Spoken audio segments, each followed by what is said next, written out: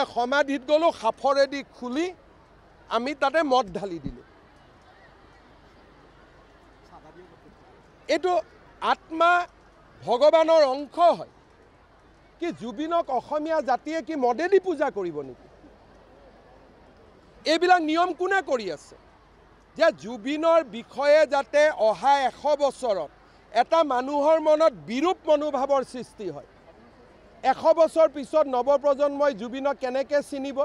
জুবিনৰ গানেৰে নহয়, যেন জুবিন এজন মদ ভাল পোৱা ব্যক্তি আছিল।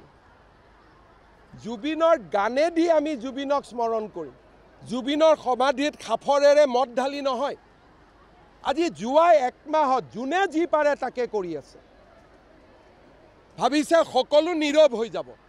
আমাৰ নীৰৱতা এমাহৰ নীৰৱতা আছিলে। এতিয়া ঢালকচোন কোনোবাই অহাকালিৰ পৰা।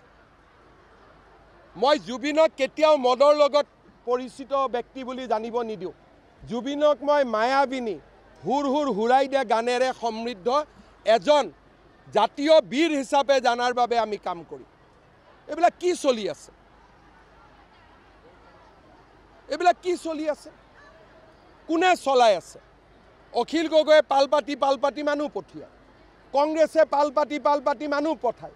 প্ৰচেষ্টা হ'ল যে জুবিনক এজন যেন তেওঁ মদক বাদ দি একোৱেই নাজানিছিল তেনেকুৱা ব্যক্তি হিচাপে প্ৰতিষ্ঠা কৰা।